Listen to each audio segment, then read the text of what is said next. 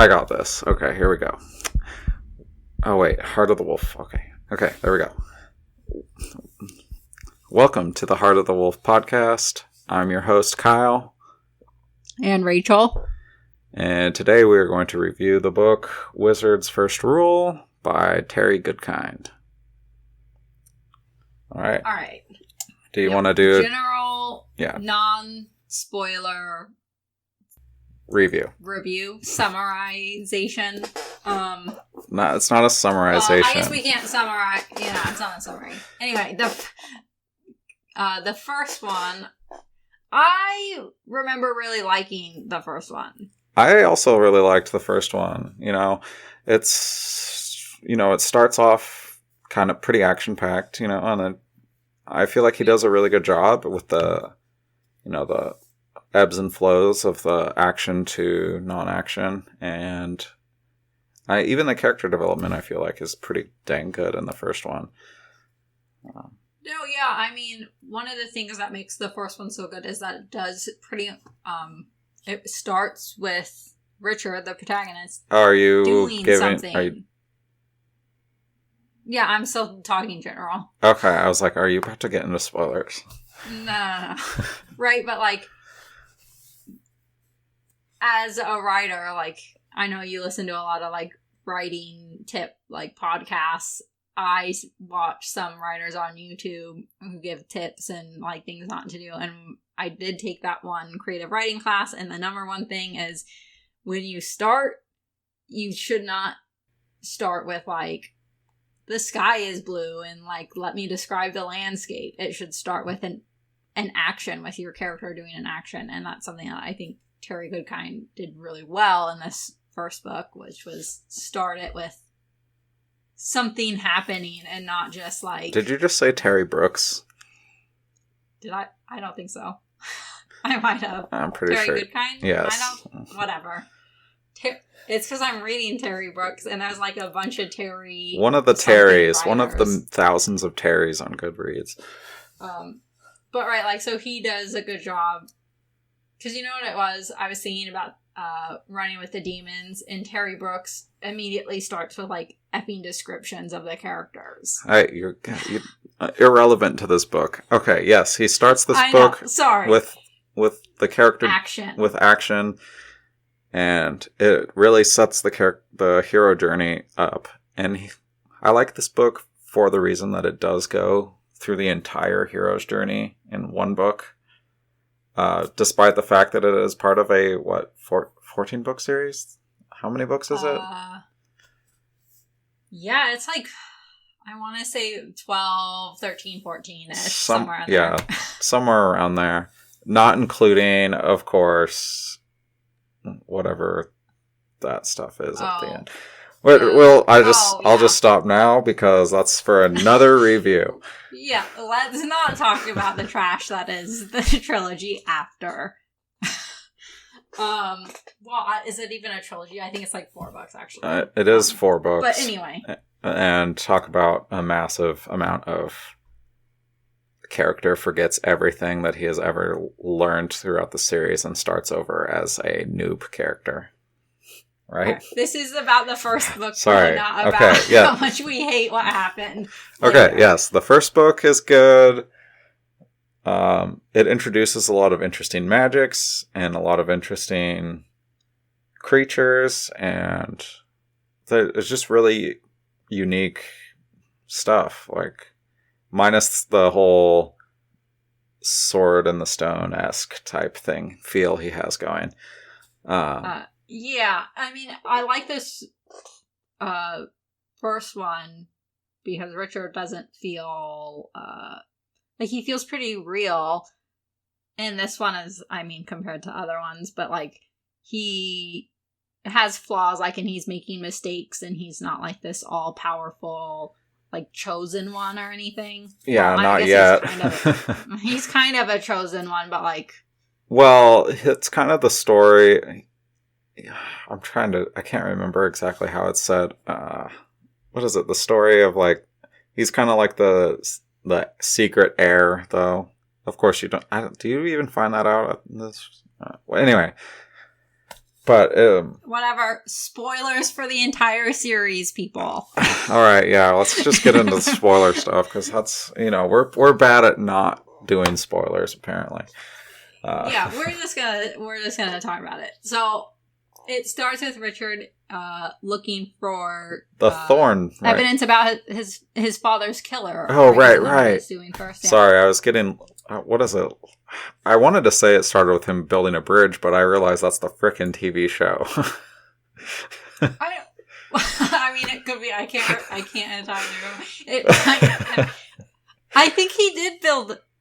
I think you're right. I think it's a TV show. Yeah, the TV show makes him building that bridge because he's okay. The main problem I have with Richard as a character is that he's a jack of all trades to the max, where so his profession is supposed to be a woods guide, yet he knows construction of bridges. He knows herbology. He's not to mention he becomes an expert swordsman in like 0.3 seconds. And a lot of that though, in the first one, we have to admit that he was not an expert swordsman. He just had the magic sword. So one of the flaws of Terry Goodkind is he made that damn sword too overpowered. A sword that can, I mean, and I get it, and you kind of need something like, he was trying to solve the problem of Terry Goodkind running into a professional, he was trying to prevent Richard from running into a soldier and immediately dying because he's a woods guide, not a swordsman. So if he had just picked up a sword and all it was a sword, he would die. So he would have been dead immediately. Like the first 2 seconds when when they run into soldiers for the first time. Yeah. Was that, I think... No, they run into soldiers and Kaylin takes them out. This is before the sword. Yeah, that's remember? Right.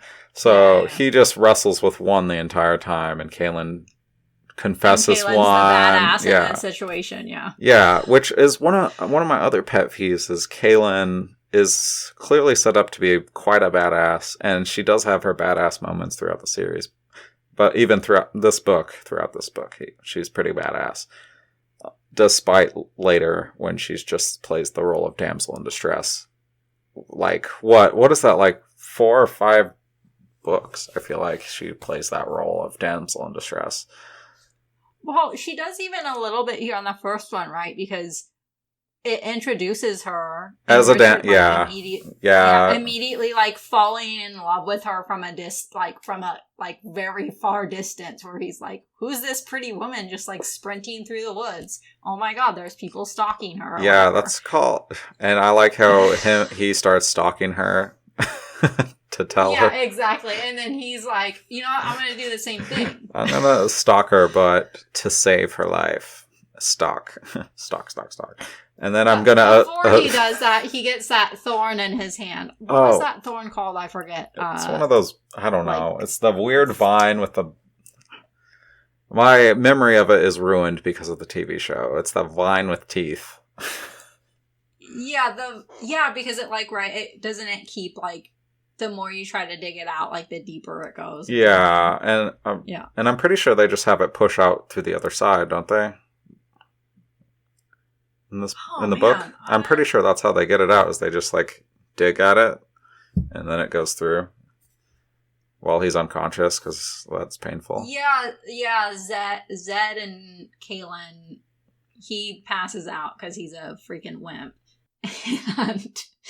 and Zed mostly. I think he uses magic and stuff, and I think he does push it all the way through the hand, and then it's like. Yeah. Okay, I remember kind of more what happens. So his father's house burns down, and his father dies in it. Mm-hmm. He finds the piece of the vine in his dad's house that he's never seen before. And so he starts looking for that plant, thinking it's a clue, because it's a plant that he knows all the plants for some reason in the entire Westland, because he is, I guess, secret. herbologist. And then, so he's hunting down for this plant in all of Westland, and he finds the plant, like the live version of the plant, not the fragment that he found in his dad's house.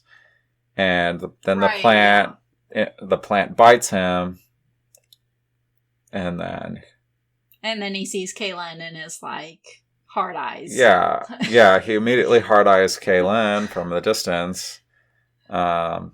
And he notices that she's being stalked, and then that's when he, like, oh, I'm going to take this shortcut and, like, intercept.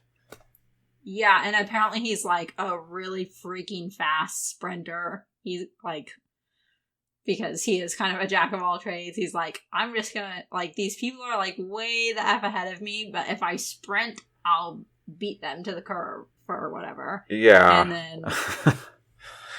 Yeah, so he sprints and he saves Kaylin. Well, sort of. I mean, he distracts the one, which I guess is all she needed, because there was 4, right? They're quads. The quad, yeah. Which are, guys that hunt down confessors. Yeah. So Richard, he did technically save her, even though he really didn't do a whole lot. You know what I don't get? Is why quads are made of swordsmen. Shouldn't they be like just a group of archers? Your confessor has to touch you. Why not be a group of archers? Oh yeah, that's true. I don't know. You can easily keep your distance from someone if you have a short crossbows? Yeah, a crossbow or a short bow. Like, heck, slingshots. If you slingshot a rock into someone, they're gonna fall down. Well, that's true. And then you can kill them. So they send a bunch of, like, big, burly Daharan assassin squad after her. And she did confess the one, and that one basically killed the other 2, and Richard, like, threw the one off a cliff. Yeah. Something like that. Yeah. And then Richard takes Kaylin to Zed, and then it's implied that Kaylin, like, immediately knows that he's the wizard or whatever. Somehow. Which I don't even understand how. How would you even... that's kind of like a plot hole. I don't understand how she would know. I mean, she grew up around, like, other confessors and wizards and stuff, so... Yeah, but even if she did... That doesn't... Like, maybe there's like, an aura or something. I mean, she's never able to do that again. You know? That's true. Like, she doesn't... Because otherwise, when Richard... Darkenrahl puts that spell on Richard to make Richard look like Darkenrahl. If she can detect a wizard somehow, then she would see that the Richard in Darkenrahl disguise is not a wizard. And that's thus cannot be Darkenrahl. But that's not what happens at all. I don't know. Well, maybe... So she was helped through the boundary by a wizard who died. Yeah. Right? Yeah. So and that... Oh, wait. That might... No, yeah. The group... I think it was the Zed's students, right? Like, Zed's students... died getting her through or something. Along with that thing. Right, her goal is to go through the boundary and find the first wizard. And the last wizard on the other side of the boundary, besides Darkenrahl, is getting her there. And, like, that's their whole plan. Like, it would be weird for her to go with zero idea of what the first wizard looked like. Well, but he wiped all the memory. He did that memory spell, so no one knew what he looked like, and no one knew anything about him. So that's the... I don't know then. Plot hole. Well, I was trying to give Terry Goodkind some credit, but I guess didn't really think about it. Yeah. But, so she somehow knows through... Divine intervention. Divine intervention that Zed is the first wizard, and Richard, of course, is just like this clueless. Oh, wait. Doesn't So they're talking to Zed. I feel like Zed gives himself... Maybe does Zed give himself away? It's been a while since I've read the book. Maybe. I feel like Zed might have... Well, despite just... I mean, he seems like he is the type. He is the wizard type. Like, he has a lot of the stereotypes. You know, wise old man. He doesn't have the beard or the pointy hat, but he is, like... super educated and well informed, and you know, he has like tell signs, which I guess, I mean, you might be able to guess that he is maybe not necessarily the first wizard, but you might be able to, through hints, suspect that he could be. I guess I'll give it to him. Yeah, well, yeah, we'll just give it to him. Here, you know what? I'm going to pull up the book real fast while you... and go through it. I'll just continue while you look. So they go to Zed. Zed deals with Richard's thorn with teeth. Thorn with a mouth vine thing. And then... Kaylin and them are talking, and she's explaining her whole thing, like, oh, I'm looking for the first wizard, blah, blah, blah, blah, blah. And Zed is, like, resistant, and she wants him to name a seeker, which is kind of like, I don't know why. Yeah, because I don't really get why that's important either. Like, why does it matter? I don't know. Like, a seeker of truth seems like a weird choice. Like, wouldn't you just want like a really powerful wizard? Yeah, I think I'd rather have the wizard. You're a wizard, Harry. Here's wizard's first rule. Okay. Sorry, my EPUB reader just updated. I wish the map was better in this book. Like, I hate that there's, like, so few... Like, they go to so many cities and that are not on the map. Oh, that's true. I mean, I'm not super into that, but... Yeah, I still don't feel like he gave himself away, but... So, anyway, they're talking. She wants a seeker named. And Zed is, like, sort of fake resistant. Like, I don't know what he's doing exactly. Well, remember that, what is it, Samuel was the last seeker, who's, like, that crazy little hermit creature thing. Basically Gollum. Right, because the sword's magic made him crazy, basically. Yeah, so that's why he doesn't want to give Richard the sword, because he thinks that Richard will turn into that eventually. Well, yeah, but it also really, like, doesn't take him very long to be like, oh, okay. You know, like there's not that much resistance. You know what, like, I don't get? Like, if Zed, like, because Zed knows that Richard is his grandson, right? It's just Richard that doesn't know? Yes. So what I don't get is, if the sword was really so dangerous, he would never agree to giving it to Richard. I feel like he would take it himself before he would give it to Richard.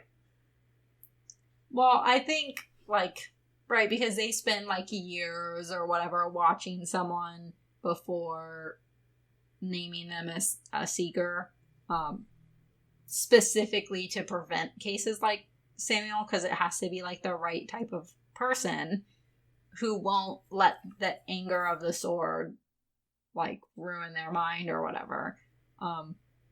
But yeah, I don't know. So he's not very resistant, and he names Richard the Seeker, and then they do that little experiment with the sword's magic that the show didn't have, but that was to have Richard think that the 2 trees, right? Zed first tells him that is planted by, like, Dark and Raw to keep track of him or whatever. And then he slices the one tree and, well, not even slices it, it, like, explodes. Because the sword is crazy overpowered.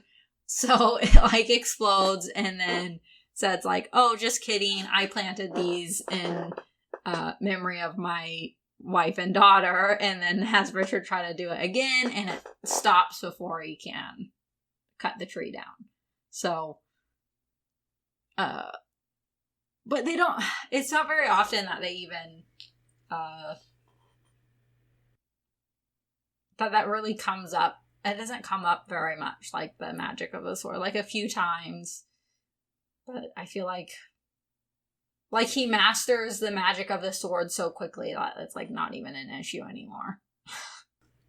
Yeah, I mean, yeah, that's one of the things I don't like about Richard is how easy everything comes to him. Even his magic,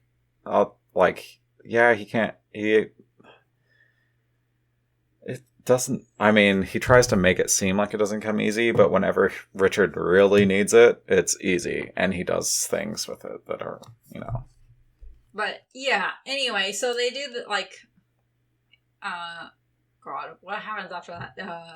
Something with Chase. Chase is involved. Chase is a character that I really like. And they go... God, there's that, like, one tiny little pass that they have to, like, shuffle through to get through the boundary. I forgot what it was called. The boundary. Well, no, the pass. Oh, the path through the boundary. I don't know. And it seems like a flaw in that magic. Shouldn't all of them need a path through it? Right? Yeah, so, yeah, that was weird, and then, this is, I think, the first hint of when Richard first kind of uses some of his magic, right, because he and Kaylin are, like, shuffling through where the boundary, like, presses in on both sides, and if you move even, like, an inch to the left or the right, like, you're dead. Yeah, that's so freaking right. So narrow. very convenient, like, pass. So, like, they're shuffling through, and, like, Kaylin gets, like, lost behind him or something, right? And he's, like, going through, and then he's like, oh shit, where is she?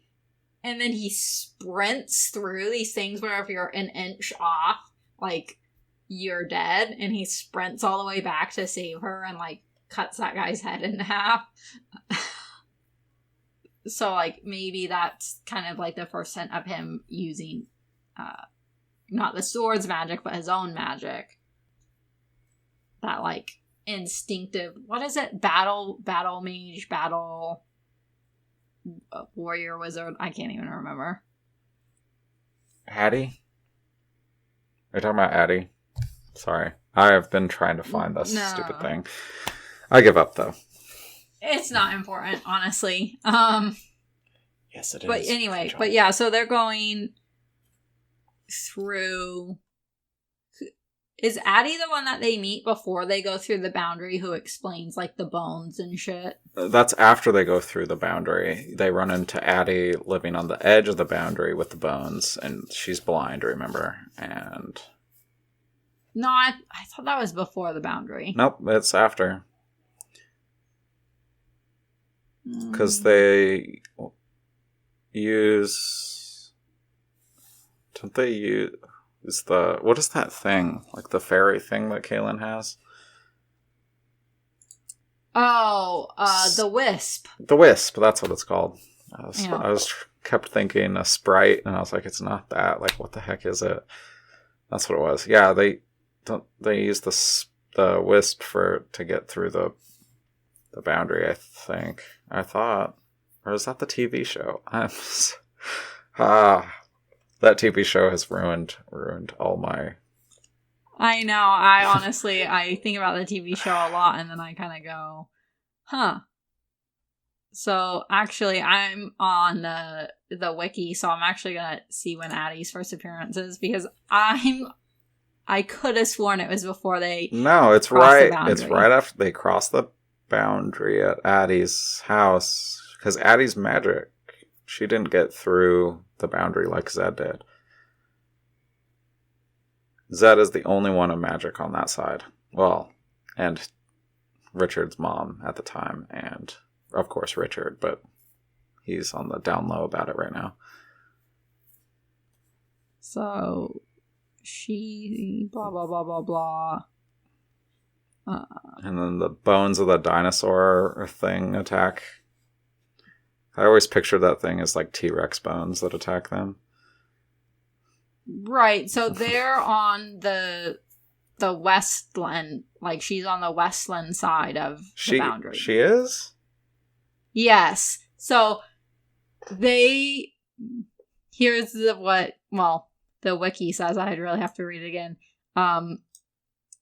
Right, because she's blind, so she watches Richard and Kaylin approach their house and like get off their horses or whatever, and he asks for her aid in healing Zed and Chase because they got injured at some point. I can't remember what happened exactly. And so, then like, Zed and Addie hit it off. Oh yeah, and then that like some more hard eyes happening between the old people. But yeah, and then they kind of like, there's like a whole scene with them of asking for help and her being kind of like nitpicky about the truth, right? Because like Richard had said, if you help, we'll we want to give you supplies, and she's like, that's a lie, and he's like, that's not a lie, and she's like, yes, it is, only you thought of giving me supplies or whatever. Oh my god. And he's like, well, what the F is it? Like that whole thing. And remember, that was like her whole thing, is like anytime it wasn't like 100% true, she'd be totally like, that's a lie, that's a lie, that's a lie. Yeah. She was very particular. And then her dang riddles, and Richard hates riddles, which is like his flaw, because all prophecy is a riddle. And it's just, and he's all about the free will thing, but then he's fulfilling prophecy, so it's not really free will. But it's at the same time not prophecy. It's just yeah. So this is actually nice. So yeah, and then because she gives them the night stone, which is how they like see in the dark or whatever. Oh yeah, but it like brings the spirits to them too, though. Yeah. So, like, you only use it if you're, like, super desperate or whatever. And that's where the riddle is, because she doesn't just come straight out and tell them. She gives them that stupid riddle instead, which gets them into trouble later, because Richard just ignores the riddle because he hates riddles. And then when Zed wakes up, he's all pissed because he's like, Richard hates riddles. He'll never like work through it, like, and she's like, I've killed them. Yeah, and then Zed and Chase are, but that's that's way ahead. Yeah, Zed and Chase are injured incapacitated for most of the rest of the book. But yeah, so like Richard and Kaylin go off to go through the boundary, and then Zed and Chase get woken up by Addie after they're gone or whatever, and he's like, "Oh my god, you've killed them" or whatever. Mm-hmm. And then Zed, before he leaves Addie, I totally forgot about this, but he invites Addie to join him on his Wizard's Rock naked. Oh my gosh, I totally forgot about that part. Yeah, and then I remember finding this amusing, he uses the gift to restore Addie's missing foot, right? Oh, yeah. And she's annoyed because it's a few inches shorter than her other one or whatever. Oh yeah, it's not even that. It's like half an inch too short or something. Mm-hmm. It's something like minuscule. Right, yeah. He's like, it's shorter than my other foot. Why doesn't he use the gift to give her sight back? Does he offer? I can't remember. Is it because she fears she'll lose her prophecy power if he does? Yeah, I think she because her story, I don't think you find out about it in this book. No, it's in a later book for sure, but it was like... Yeah, you find out what happened to her eyes, and I think she felt like she deserved it. Like, deserves the blindness. Because of what happened in her backstory. But her magical ability allows her to see it. Or to see in a different way. Anyway, yeah. Like, probably some kind of like magical echolocation type thing. But yeah, so they go through the boundary. Or like how Toph sees in Avatar: The Last Airbender. That's totally how Addie sees. That's how I'm seeing it from now on. Yeah, so they go through, and they're looking for, right, because you need, like, the boxes of Orden to open the gateway to the underworld or something. And they're trying to get the last one before Dark and Raw does. Oh, yeah. But, yeah. And then they, I feel like, and he needs that book, too, that... Oh, yeah, but I don't feel like they don't know about that book yet. No, they find out about it because that's how Richard defeats Stark and Raw in the end. Yeah, but I know they find out about... No one... They don't... The main heroes don't find out about that until the end. And then it's just, like... Well, Richard, I think he finds out about it when he gets captured. Oh, yeah, by Denna. Totally forgot about Denna. Like, yeah. So,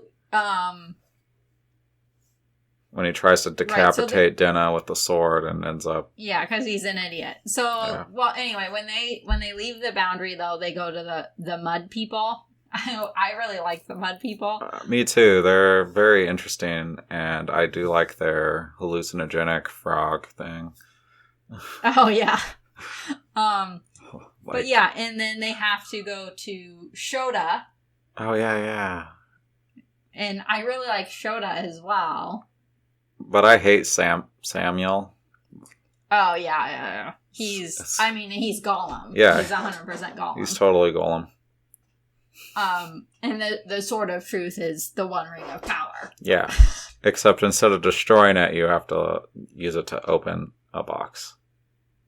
Yeah. Spoiler alert for the last book, when he uses the sword to open the boxes of Orden and bend space and time, and then create a second Earth, and then... Yeah. Wow, so we'll just spoil the entire... And then we get to the Law of the Nine, and I didn't read that because you said it was shit. Well, it was just a Richard and Kaelin reboot in modern times with... You know, the main character, Alex, being, like, better than everyone else at everything. Even though he doesn't have magic, he can remember. Like, it's a Richard and Kaelin reboot. But yeah, let's see. And do we run into Rachel in the first book? I don't think so. Yeah, because she's in the castle. And remember... the wizard there. Oh, yeah, you do. The wizard's really nice to her, and they put the box of Orden in the loaf of bread and gives it to her, and then she escapes the castle and is running. Yeah, that's right, yeah. And she runs into Richard and Kaelin, and they ask to use the loaf of bread. Captured, isn't it? Yeah, because after this, he gets captured by the court artist guy. Yeah. Because he does the art spell on Richard, so Richard can't leave and the circle is getting smaller. And so he goes into the cave and then he starts drawing, and I guess this is kind of like a down low of when his wizard powers are kind of manifesting ever so slightly, because he's able to manipulate the drawings, and the spell does take effect as the other guy, and the other guy ends up dying in that cave. Yeah, and then Richard, being a freaking dumbass who didn't listen to anything Zed said, tries to kill Dinah, and Dinah captures him immediately. And gets captured because she's a Mord Sith, and the Mord Sith have the ability to capture someone's magic or an object's magic. Yeah. Well, technically the sword is connected to Richard, and it's technically his magic, which is why he gets captured. Which, there's a bunch of torture. To me, is a flaw, because it shouldn't be his magic until he masters it, or until he's consumed by it, to me. Yeah. Like, just because he's holding the sword, just because look at all the other people that have held the sword and then put it back. Like, even Kara is able to hold the sword at one point. And then she gives it back to Richard, and nothing happens to her. So it's not her magic. Yeah, I don't know. It's yeah. It's kind of just it's plot holes. Let's just move on from. Yeah. Let's just move on because there's a lot of them. But yeah, so he gets captured by Dinah. Shit ton of torture happening for like a while too. Like, I was surprised how long it's like a few chapters of him getting tortured. Yeah. And Kaylin and Zed meet back up to go rescue him, right? Or is it Kaylin and Chase? No, it is totally Kaylin and Zed. And they kill, and Kaylin kills the leader of the quad commander guy. Yeah. And turns into what is it called? I'm drawing a blank. Where she draws the lightning bolts on her cheek. Oh yeah, oh my god. And she's like, with this was cool. And she's like, with this power, I'll just go and immediately confess Dark and Rawl, and then she confesses Richard instead, because Dark and Rawl made Richard into him in a disguise or something. Right? Is that how it goes? At the end? Yeah. Well, so Kaylin goes like blood rage? I feel like it's blood something. Blood rage? Yeah, blood rage maybe. Or something. Oh gosh, it's gonna drive me insane. You have the wiki, you look it up. And I'll keep talking this time. Hang on. But yeah, so Kaylin goes all crazy and starts confessing people left and right. And makes... Oh, remember? She makes the commander of the quads cut off and eat his own, Oh, yeah. Explicit? Should I make it explicit? This is a note. Yeah. This is an explicit scene where she chops off his balls and then makes him eat them.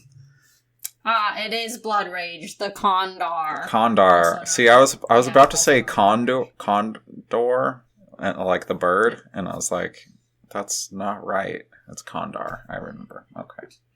No, yeah. So she lost her shit because she thought Richard was dead or something, and because like they fell in love like immediately because. Oh yeah, and I almost forgot that she almost confesses Richard at the Mud People village when she's like consumed by lust. Gosh dang, woman. Get yourself together. I mean, control yourself. Don't be so thirsty all the time. Right. Well, wouldn't you be if you were... How old is she? She's like in her mid to early 20s, and she's never been able to touch anyone. Like... Heck, I'd be thirsty all the time, too, if that was the case. I mean, yeah, just still control yourself. But yeah, and then, so, she's off. I almost forgot about the scene at the Mud People Village where they're locked in the spirit realm thing. And Dark and Rawl comes and, like, lights a bunch of their stuff on fire and attacks them on the dragon. Totally forgot there's a dragon in this book because, as Terry Goodkind would say, it is not a fantasy book. Yeah. Hence the sword and the stone and dragons. But yeah, so like Richard's getting tortured, and he like he's in love with Kaylin because that happened from like miles away or whatever. Yeah, that was old news now, but Rachel. He's getting tortured, and he has, what is that called when you like fall in love with your kidnapper? Some sort of syndrome. Yeah, I know what you're talking about, but I can't recall either. But yeah, it's basically tortured, and she does that. But yeah, they're sleeping together, but also being tortured, and well, she's basically raping him in this scenario. So yeah, like that's super messed up. Yeah, and so, not only that, he's getting passed around too.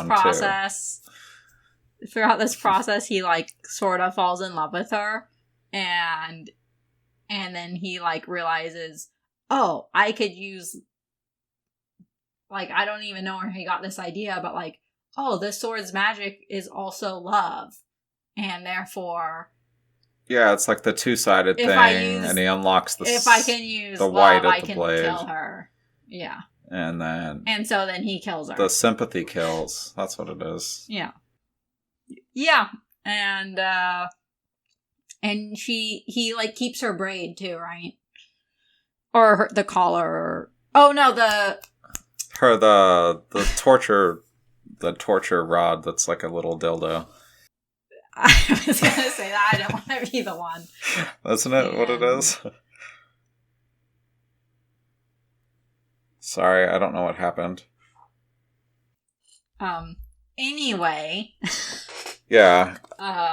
Yes. The love dildo. He keeps the dildo. Yes.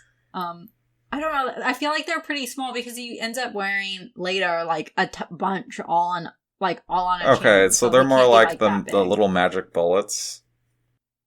Yeah, or I don't know, like first time butt plug users or something. Well, no, because I feel like they must expand or something, like the fake lightsabers, because they use them as like rods, right? Because they're like 12 inches long. I feel. What are they called? I don't know. I've always just called them the dildos. I know, me too. Hang on, I'll just look at the word Sith and then it'll tell me about it. Blah blah blah blah blah. An agile. Oh yeah, the agile. Yes. Okay. Here's the description on the wiki. Okay. An agile is a foot-long blood leather rod that hangs from a thin golden chain that is tied around the wrist of a Lord Sith. Extreme amounts of pain, right? They can do whatever they want with it. Yeah, so it's a foot-long. A foot-long dildo. So it's actually like a pretty big dildo. So why is he? Well, I don't understand why he would have more than one of those on his wrist at any given time, but I do remember he does get quite a collection, which just seems like it would be in the way from sword fighting. Like, how do you sword fight? I think he like. Oh, doesn't he wear them on his neck instead? Yeah, he wears them all on his neck. That's kind of weird. But still, like a foot long. So if he got 5 of those... That actually reminds me of, what is it? This Is the End? The one where they cut the demon dick off and he's wearing it like a necklace. Is that that movie? I don't know. I don't think I... Oh, is that... Yeah. Okay, yeah, I know what you're talking about. Oh, wait, or is it... Yes, or is it that... Is it the... it's either that or it's that one where they're doing like the fantasy parody and they... Is it the Minotaur dick? Is it a Minotaur dick? I can't remember. I can't remember. All my movies are just blurred together. And this episode is extremely explicit. Sorry about that. But yeah, so he does wear dinnas around his neck. He collects others later. It does not tell you the diameter. I always imagined it like the rule of thumb. So like a thumb That was pretty typical, I feel. Yeah, well, the show, if we're going to take the show as being accurate, the show had them as pretty girthy. That's true. You know, those the ones in the show really did look like dildos. But remember, Terry Goodkind was not involved in the show, hardly. Which he definitely should have been, because maybe it would have been just a little bit better. Well, yeah, but so, like, it's just kind of like, is that interpretation of the Agiel the correct one? Or, I think I'm with you. I mean, it's everyone's headcanon now. Everyone that has seen any episode of that is the only thing you will ever be able to think of. That's true. They're pretty. I feel like they're pretty short in the show. Like they're not. I don't think they're a foot long in the show. They're probably more like 6 inches. I want to say. Yeah, you might be right. They're not that long. Anyway. Before we got sidetracked by talking about the Agiel and how much it looks like a sex toy, he kills her and he ties her Agiel around his neck on a chain, and then he goes straight to Dark and Raw. I'm pretty sure he leaves the castle and runs into. Doesn't he take the dragon, do the egg thing? And then flies the dragon to Kaylin and Zed, and then Kaylin tries to attack him, but he can only speak in Old Daharan. And yeah, because what? So then he flies to Dark and Rawl because. Oh wait, because Dark and Rawl makes Kaylin think that Richard is Dark and Rawl and Zed. He does the spell. Everyone that runs into him sees him as Dark and Raw, I think. Right, exactly. And so he's right, because you're right. He flies to where Kaylin is in like the Daharan desert. He rescues the dragon egg from the Gars first, right, and then flies the dragon right to Zed and Kaylin, and they don't understand him because he's only speaking Old Daharan. And he looks like Dark and Raw to them. And he's using the Sword of Truth to block Zed's spells. And then in his frustration to not be able to communicate and for them like attacking him, he flies the dragon back to Dark and Raw. And then Zed and Kaylin catch up. And then they have that whole scene where Kaylin confesses Richard, who looks like Dark and Raw. And then Richard's like, oh, I'm just going to go with this and pretend to be confessed. And then Dark and Raw comes in and undoes the spell. And they realize that Richard was just confessed. And then Kaylin has a meltdown. And then Richard repeats the whole book minus the parts that Dark and Raw needs to hear for actually opening the box. And then he opens the wrong one and dies. Yeah, but also Richard's an idiot. And in so doing, he messes up the world for the next book. Yes, true. Yeah. So that's the other thing, right? About like Kaylin, like how does he? Because Richard, like he could have stopped Kaylin at any point, you know. But he's like later, right at the end, after Dark and Raw's dead, he's explaining like to Kaylin, who didn't know that this was a thing, but like if you already love a confessor, then their magic won't work on you or whatever. Yeah. And the whole thing is stupid because like how did he know? Because it's not even. How does he figure that out? Well, I mean, he kind of has the hint because the sword he discovers has 2 forms of magic. He sees. Well, of course, he already sees that confessors already have 2 forms of magic, though, because he sees her in the blood rage, and then he knows that that's the second magic, you know.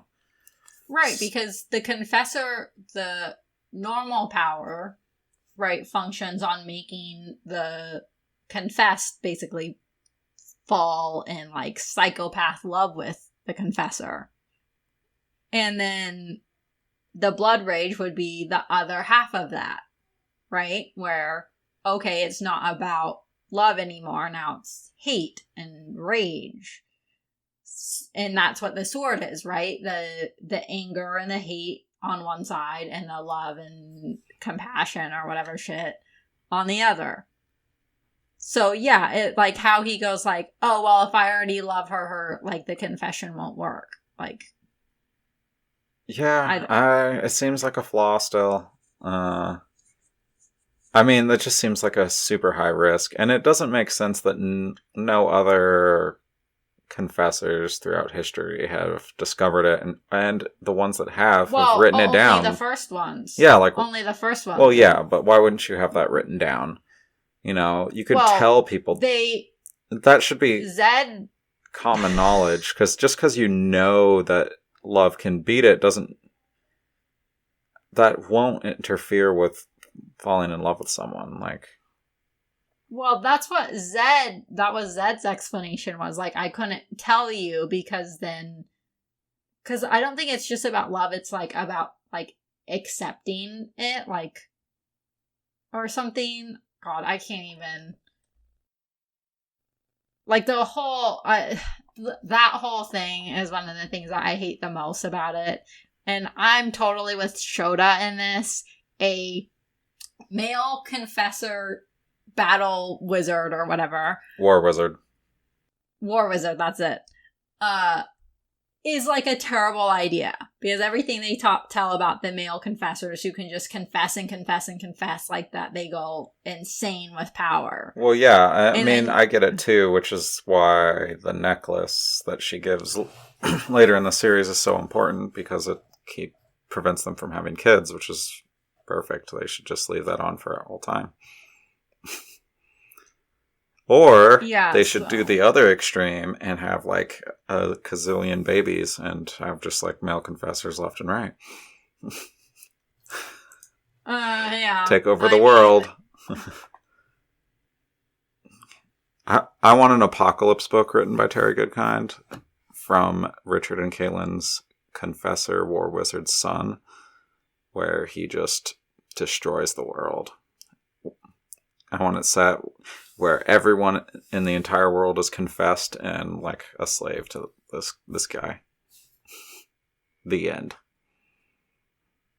Yeah, and Richard and Kaylin are the ones that have to kill him because they both love him, so thus they cannot be confessed by him, and then boom, that's how it ends. And then they do the whole murder-suicide because that's jacked up. Like, come on. Write this book. Where's the fanfic for this? I don't know. Let's see. I don't really have anything else to say about this book other than the character development's really nice. And the plot is overall pretty nice, and the story's it's good. It definitely gives hints of problems to come, which do come later in the books, where Richard is overpowered. I mean, he already has like the god smarts, like his intelligent. He's more intelligent than everyone else in this entire series, always, including Zed, who lived in a wizard school. Oh god, he's already. I could rant about this series all day. He is already too smart for anyone compared to anyone else in the book. And later he gets too powerful for anyone else in the book, so every little thing makes it so he can't use his magic, which is kind of annoying. Yeah, I mean, as far as this first book goes, like, it's... when we first read them, we really loved them embarrassingly enough. Well, yeah, we were I was in middle school when I started these. I read it after you. I want to say the first time I read it, I was like 14, maybe 15, 16. I don't know. A teenager for sure. Yeah, I mean, don't get me wrong. It's an entertaining read. But late, and I feel like it starts off... Like the first book, it could go so many different ways after this book, and the direction that he takes the series, I think, is just kind of blah. the characters stop developing after a point, and then... Well, like the main ones, yeah. Yeah, the main ones start... And they backslide a lot, too. They'll have moments where they aren't as developed as they were, and then they'll be...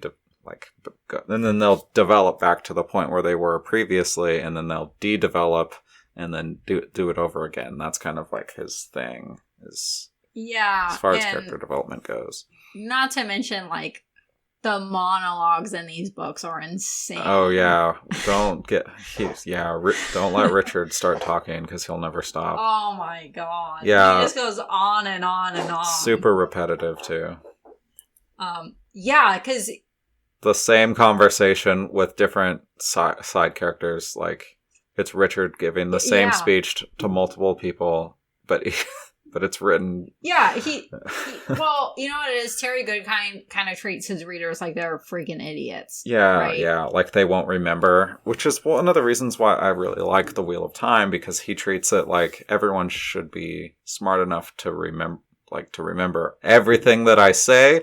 And it's the two extremes, like Terry treats it like that, like us as readers won't remember anything, whereas the Wheel of Time series is like, you should remember this because I mentioned it 12 books ago. Well, yeah. So it's the two extremes. Wheel of Time, Robert Jordan just assumes everyone has eidetic memory and will just be like, oh yes, I remember this exact sentence in which this person was introduced. And then you have Terry Goodkind. It's like, I know I mentioned it just last chapter, but let me...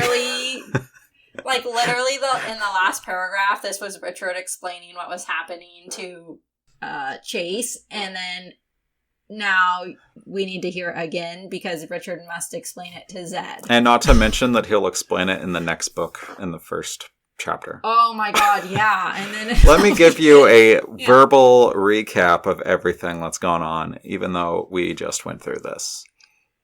Yeah, I mean, it's insane how if you cut out how much repetitive, even in just even the first book did it, not as badly I feel like as later books.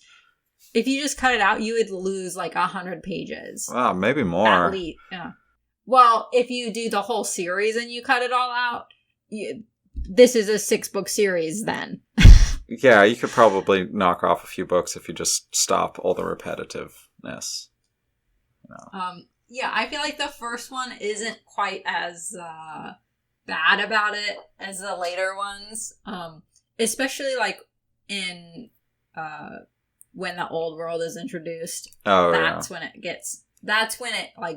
because when it becomes a battle of ideologies, that's when it's let me just... Which is a really cool concept. I do love the concept of the battle of ideologies, but I feel like he makes it a little too Republican versus Democrats in his execution. Well, I'm with you. The battle of ideologies is a really nice thing because it's very real world. Yeah, it's very human, throughout history we've always had religion versus religion. Well, it's Republican versus Democrat. We'll just make it more basic. It's just belief versus belief. Whatever the subject matter or the root is may vary, but it has always been belief versus belief. Or, in the case of, Troy, then you get just plain revenge. that's about it. Yeah. Which I guess even that is belief versus belief, because he believed that girl was his property and the other guy was... anyway. Not on board with that. Should a whole country have to suffer for that decision? Apparently, but... Yeah, but so I like that, but at the same time, we don't need to hear... Because it's not even that we heard, the other side preaching a lot. It was always, Richard preaching that, free will, blah, blah, blah, blah, blah. Let me go on about it for a chapter. And then we'll do, a chapter of progress, and then it's going to be, let me preach about why we need free will again, blah, blah, blah, blah, blah. Yeah. It's just like, yeah, so but we don't ever really hear from the other side. It's always, Terry Goodkind basically making Richard preach Terry Goodkind's politics at you. Yep, and then obviously Jagang, who's on the extreme end of liberalism, or progressivism, socialism, is obviously the bad guy because Terry Goodkind is major Republican. But yeah, I mean, if he just didn't make, he doesn't have to make both sides so extreme. I mean, Richard. Yeah, I feel like it's just he takes the ideologies and makes them extreme, and which is fine. And that's why extremism on any front is bad. What is it, Ferris Bueller? That's like, I don't believe in an ism. Oh yeah. Yes. No, yeah, I feel like. Again, it's I like the battle of beliefs or the battle of ideology. Yeah, it's cool, but it doesn't have to be preachy. Yeah, it doesn't have to be preachy, and it doesn't have to be such an extreme. Like they could just both have different ideologies, and that could be why they're fighting. But it doesn't have to be two extreme ideologies. Like they could just it could be more. You could dial it back to just Republic versus Democrat in his book and make it instead of, I don't know. It's like he just pushes it to the extreme, which I guess is for dramatic effect and probably because that's actually how he views people on that side of the spectrum. It's kind of I get why you would go to the extremes in a book. Well, and specifically, because these are kind of older books. I can't remember when they're released. Yeah, I guess they are kind of old. If you read them when you were in middle school, then what is that, 20 years old? Sheesh. Don't call out my age. I'm only 20. Okay, so when you were 0, you read these books.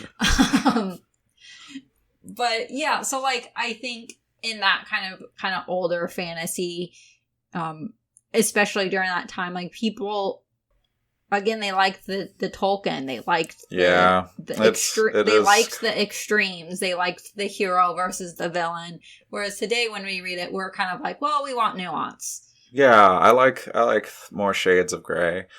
And maybe that, I mean, even Wheel of Time doesn't do that, though. There are shades of gray in it, which is probably why I like it, but overall, the battle is good versus evil, which is kind of just a boring plotline at this point, because it's been done so often, and that's, I'm ready for a book that's not that extreme, which is kind of why Game of Thrones is so popular, because it was just, faction versus faction versus faction. Are we ever gonna finish that freaking series? I don't think so. Well, no, we never will. Which is, that's just how it is. But no, yeah, so I think, again, kind of for the time, this series, well, specifically the first book, with the rest of the series it starts to get a little crazy later, but this first book, it's a good dark and raw, big bad evil, Richard, chosen one, seeker of truth, Yeah. The good guy. And it fits he's the time that it was written. And he's the secret heir, so it's the heir that defeat, the secret royalty line story that people have heard, but he's also the chosen one story, like Harry Potter, etc.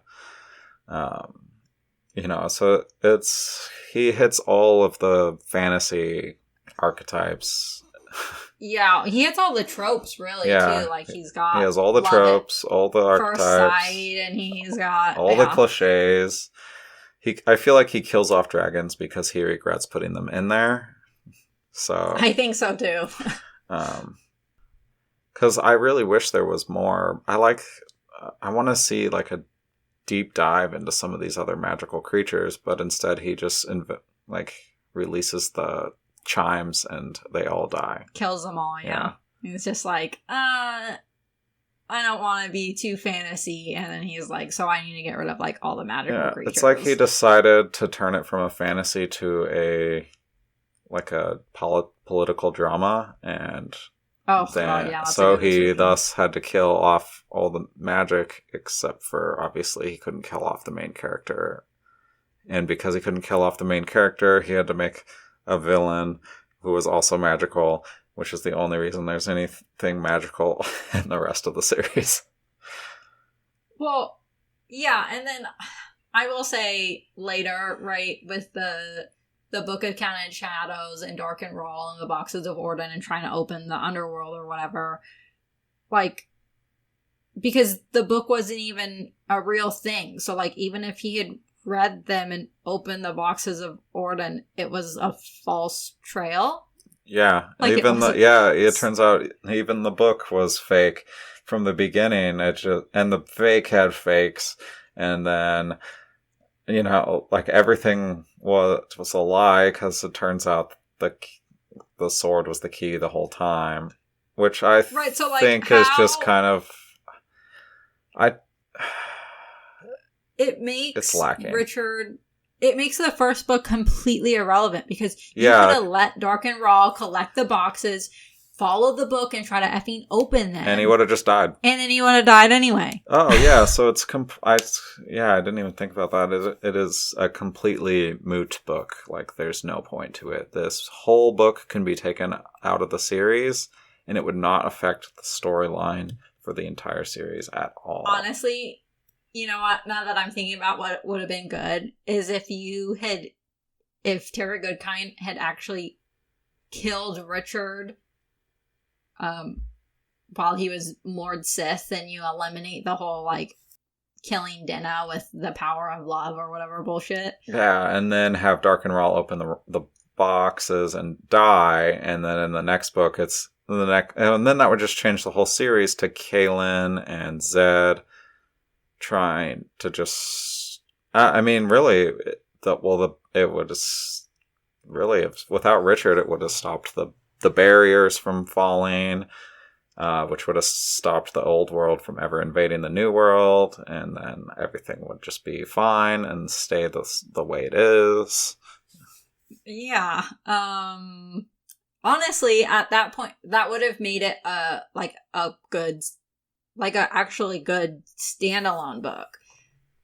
Yeah. When you add it to the whole series, like, if you add it to the series. Because now I'm just like, why did I even read the first book? I could have just skipped the first book because it's irrelevant. I know, and I was thinking that the first one was... pointless. Yeah, and now, like, I was going, like, oh yeah, the first one wasn't as bad as later ones, but now when you think about it as part of the series, you're going... Oh, why is it even here, though? Yeah, why is that book there at all? It doesn't need to be anymore. Because of how he ends the series. That's all there is to it, is he... Because you have to make Richard realize that the book was a false trail somehow. Yeah, and... I think it's a flaw. And I really hate how Richard never goes to the Temple of the Winds, like, ever. After, like, after he brings it back. Yeah. Anyway, besides the point. That happens in the last book of the original series, and then we're just not even going to talk about this shit that was Omen Machine and... No, I think we will talk about the shit that is Omen Machine. It's like... Be prepared for a bunch of negative reviews. No, because the Omen Machine was like, I don't particularly like the originals anymore. Like, there are things that I like about them for sure, but, like, and Terry Goodkind, I wouldn't call necessarily, like, a good writer. at this point in my life. Yeah, but like, I mean, he does do a pretty good job of show not tell for a lot of it, but then he does a lot. I feel like overall he has potential to be a good writer, but he's too caught up just trying to keep his characters the same and not evolve them. Well, yeah, but like particularly I feel like the later series, even like the Nikki Chronicles, which are also bad, that he like devolved as a writer. Like there were even if you like eliminate the original series and just treat them as standalone and be like, okay, well, let's just pretend the original series didn't happen when you read them. Like they are particularly worse than the original series. Like, well, he's doing it for money now instead of because he wants to, which is why the first few books I feel are the best, and then they get gradually worse. Yeah, so like if you take like the original and then you look at the Almond Machine quadrilogy, what would you call a 4-book? It's not a trilogy. I don't know. Quadrilogy? Quadrilogy? I don't know. Don't ask me. A 4-book series. Like the writing is significantly worse. Like it's just ignoring all of the fact that he basically just ignored that the original series happened and that Richard like learned how to do things. I especially hate you know what, I'm gonna save it for when we get to those books. Alright, we can stop it here then, because I feel like I have nothing else to say about this book. Overall, I would say it's a pretty good book. Not the best, but you know, I'd probably give it like a 3. Like if I were to rate it today. We gave Stormglass a 3, and I feel like it's better than Stormglass. I'd give it like a 3.3. Okay, yeah, okay, we'll go. Well, the difference is like Stormglass is like very clearly a setup. Yes, it is for the later things.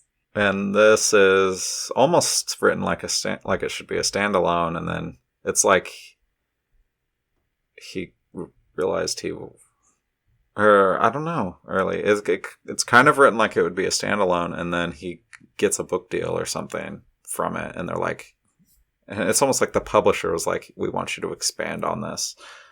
And he continued the series, and then he just kept running out of ideas, and so he kept just repeating himself more and more, and the plot slowly got worse and worse, and Richard devolved into this guy who only cares about Caitlin, and he'd rather, like, he can't put that aside for the rest of the world. He'd rather the world just all die if he can't have Caitlin. Yeah. Like, he'd rather have the Caitlin and then the world ends than save the world and not have Caitlin. So he'd rather everyone lose their free will that he loves so much than to lose Caitlin. So, well, yeah, I mean, as far as what I have left to say about the first one,